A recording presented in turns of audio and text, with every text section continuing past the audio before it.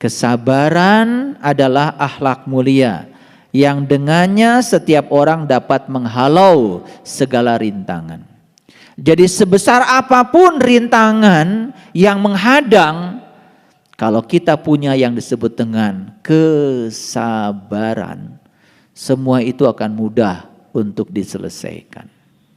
Itu sebabnya kalau kita masuk pada Quran, ya, itu di Quran surat Al-Baqarah, ya, ayat yang ke-45 kita lihat, ya. Wasta'inu bisyabri wassalah wa innaha lakabiratun illa alal khasiin. Jadi cara minta tolong yang paling bagus kepada Allah itu cuma dua. Satu sabar, dua sholat. Jadi sabar itu sebetulnya sebuah metode. Sholat juga suatu metode. Metode untuk minta tolong kepada Allah. Tentu saja sholat itu tingkatannya sangat beragam. Mulai tingkatan syar'i sampai tingkatan yang hakiki. Ya, sholat pada tingkatan hakiki sebetulnya bukan lagi sembahyang. Karena kalau sembahyang itu yang disembah dengan yang menyembah itu masih ada jarak. Jadi kalau dalam bahasa Arab, sholat itu sendiri artinya adalah peleburan.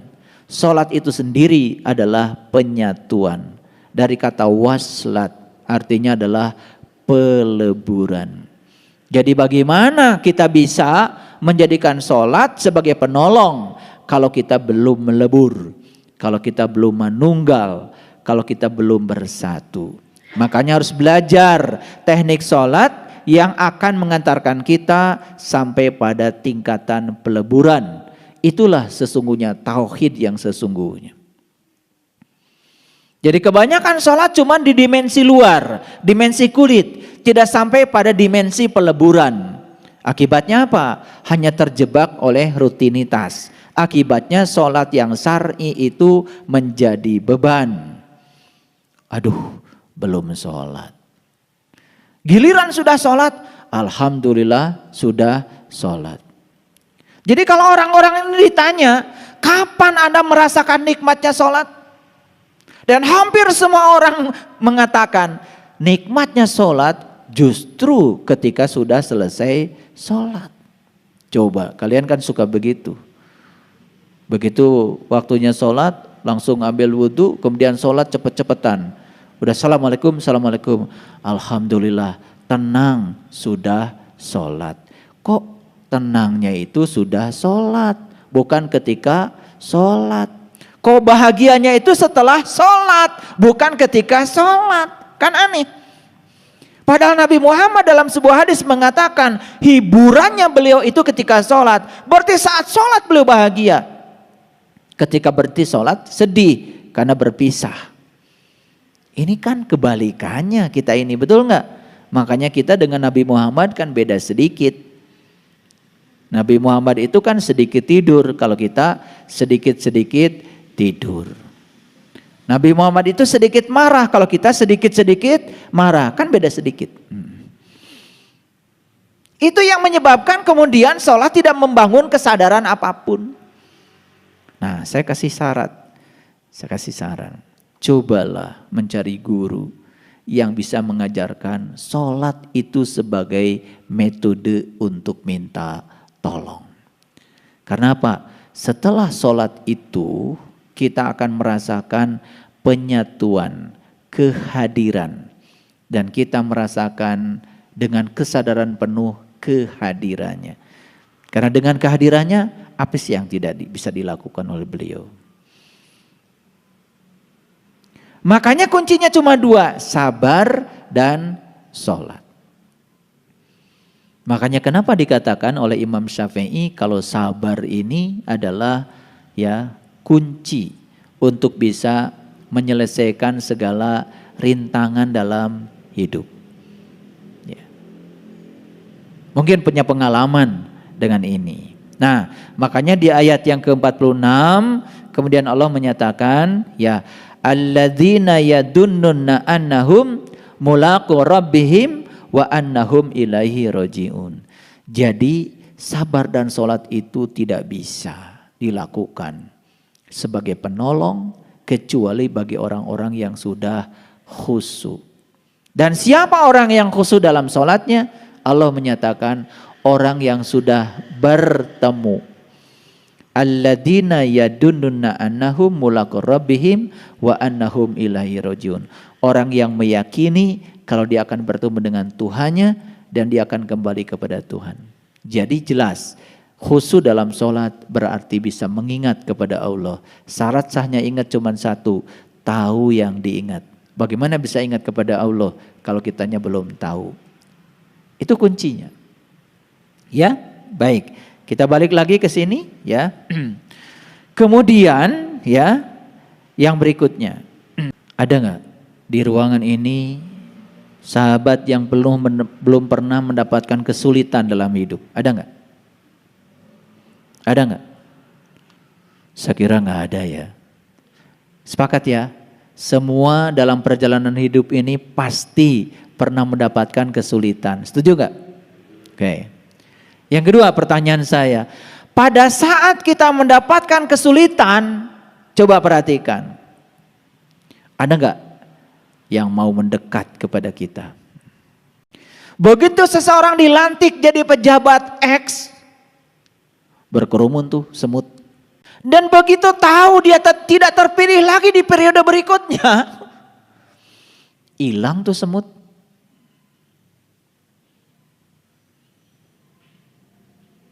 Makanya sahabat adalah orang yang datang di saat 1000 teman meninggalkan kamu.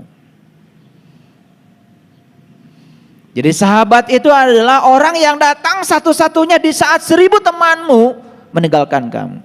Itu bedanya teman dengan sahabat. Tetapi tahu nggak, ketika kita sedang kesulitan, kenapa sih orang-orang meninggalkan kita? Tahu nggak pesan spiritualnya apa? Pesan spiritualnya sederhana. Karena Allah ingin agar kamu menjadi sangat hebat. Allah ingin agar kamu menjadi sangat kuat. Allah ingin agar kamu bisa bangkit dengan kakimu sendiri. Allah ingin agar kamu bisa bangkit dengan kekuatanmu sendiri tanpa harus dibantu siapapun. Dan Allah sebetulnya sedang mengisyaratkan kepada kita, saat orang lain meninggalkan kamu ketika kamu menemukan kesulitan, apakah kamu bisa sadar bahwa sesungguhnya hanya aku satu-satunya penolong kamu? Sadar nggak?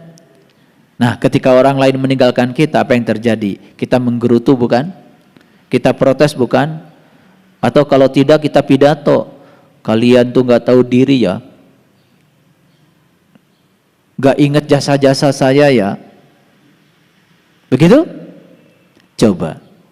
Tapi orang yang terang benderang di dalam dirinya, saat ditinggalkan temannya, saat ditinggalkan orang, ketika dia kesulitan, dia sadar hanya Allah yang selalu menemaniku. Itulah makanya Allah satu-satunya penolong. Mari kita lihat, ada satu ayat dalam Quran surat Al-Baqarah ya, yaitu ayat 153. Saya tunjukkan ayatnya supaya kita searching ya ayat. Pelan-pelan. Baik, kita lihat ayat ini. Ya ayyuhalladzina amanu sta'inu bisabri wassalah innallaha ma'asyabirin. Hai orang-orang yang beriman. Siapa yang dihaikan? Hanya orang beriman. Yang dihaikan bukan orang yang mengaku beriman. Yang dihaikan adalah orang yang beriman. Apa berikutnya? Ya ayyuhalladzina amanu ista'inu bisabri wassalah. Minta tolonglah kamu dengan sabar dan sholat. Jadi yang bisa sabar dan sholat menurut ayat ini hanyalah orang yang beriman. Yang mengaku beriman gak bisa. Karena orang yang mengaku beriman kan juga, percayanya juga, keyakinannya juga masih diragukan. Dia yakin kepada Allah, tidak tahu dan kenal kepada Allah.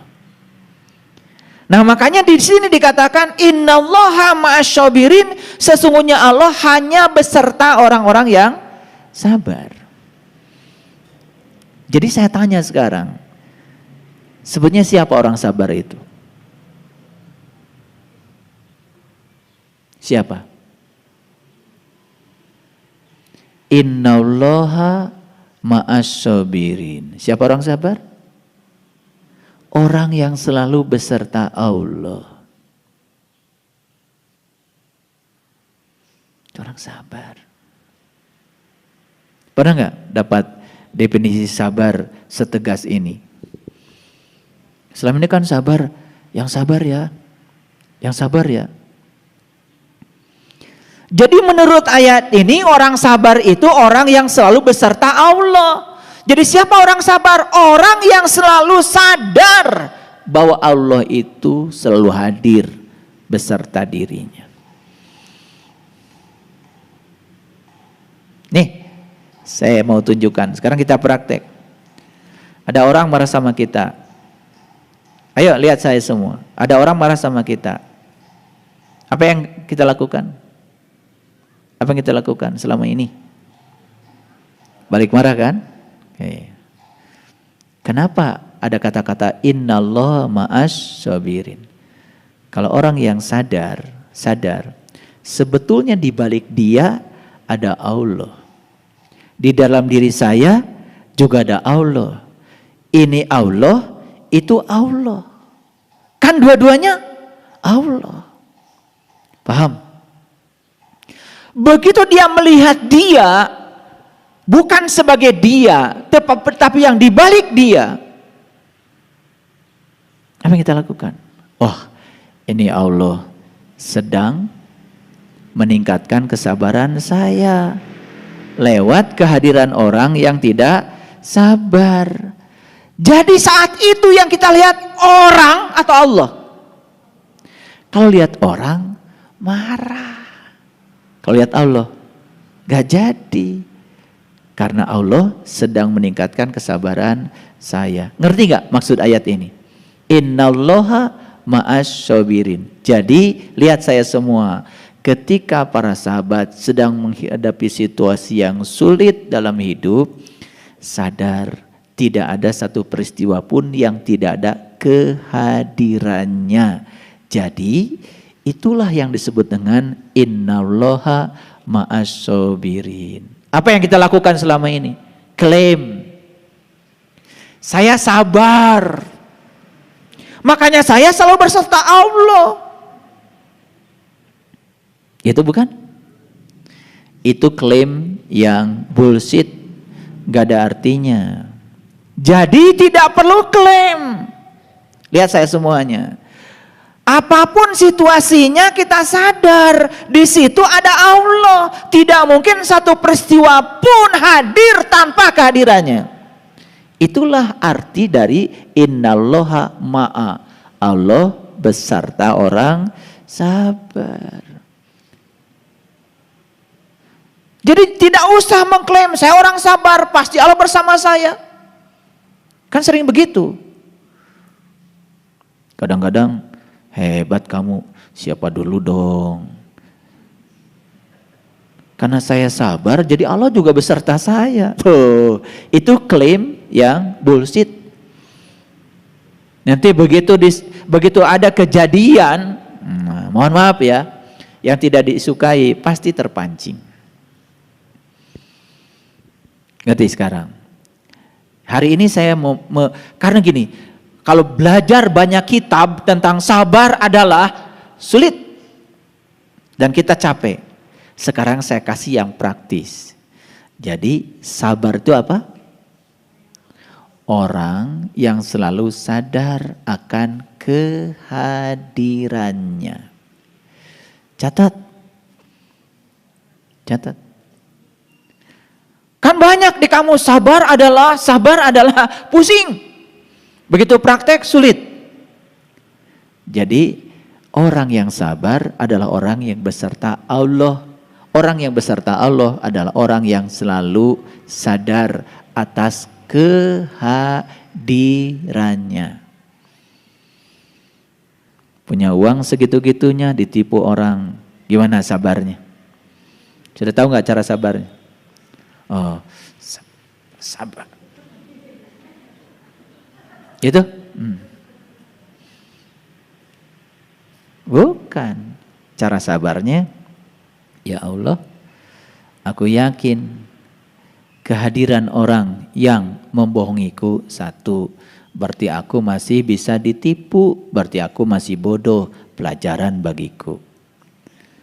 Gitu. Kalau masih bisa ditipu kan jangan nyalahin penipu, salahkan diri kamu. Oh, masih bisa ditipu, masih bodoh, masih tolol. Gitu. Itu pelajaran yang pertama, ya kan? Pasti ada pelajarannya. Yang kedua, jangan-jangan orang ini dihadirkan olehmu untuk menyelamatkanku. Siapa tahu dengan uang yang aku miliki ada sesuatu yang akan terjadi dengan diriku. Kan siapa tahu, betul nggak? Orang baru beli mobil baru, kemudian pergi dari Bandung ke Jakarta. Di tengah jalan kemudian mobil barunya itu ketiban sama kontainer. Betul nggak? Jadi kalau kita selalu menyadari kehadirannya, nggak mungkin protes. Nabi Muhammad juga sempat dilempari tuh waktu di Taif pakai batu. Mungkin ya kelas-kelas kita nih ketika dilemparin batu. Udah aja ya Allah, saya berhenti aja jadi Rasul. Gini amat. Mungkin gitu ya kelas-kelas kita kan. Tapi Nabi Muhammad saat itu apa? Karena kesadaran dengan kehadiran Allahnya selalu saja nancep. Turun ayat. Wa ma romaita id romaita walakinnallaha roma. Hai Muhammad, sesungguhnya yang melempar bukan dia, yang melempar aku. Jadi kesadaran Nabi itu kemudian ditegaskan oleh ayat itu. Roma itu bahasa Arab, artinya melempar. Makanya sudah jadi nama kartu remi. Mainnya dilempar-lempar, plek, plek, plek, plek, gitu. Itu dari bahasa Arab itu. Makanya di Madinah ada namanya Jabal Rumat. Jabal Rumat itu katanya gunung tempat Nabi Muhammad melempar anak panah. Itu disebut Jabal Rumat. Ya. Kalian sering main kartu remi? Ditanya, kenapa ini kartu namanya remi? Nggak tahu, betul nggak? Itu dari bahasa Arab itu, artinya kartu yang dilempar, namanya kartu remi. Wama romaita, Roma remi, itu melempar. Baik, lanjutkan dulu. Catat dulu. Jadi siapa orang sabar? Orang yang sadar dengan kehadiran Allah. Kalau bahasa Qur'annya, innallaha ma'a sabirin. Allah beserta orang yang sabar. Siapa orang yang sabar? Orang yang selalu merasa beserta Allah. Coba deh praktekkan ilmu ini sekarang. Begitu pulang dari sini, ya, selalu sadar dengan kehadiran Allah. Bebaskan pikiran kita dari jebakan benar dan salah. Bebaskan. Mulai kalian bisa senyum menghadapi kehidupan. Gak ada baik buruk terhadap dalam hidup. Gak ada benar salah. Itu produk dari pikiran kita. Semua yang terjadi, terjadilah. Kemampuan kita untuk bisa menerima apapun apa adanya jadi lebih mudah. Kelihatan gak sabarnya? Bakal kelihatan. Ini ngerti gak sampai sini? Ngerti? Oke.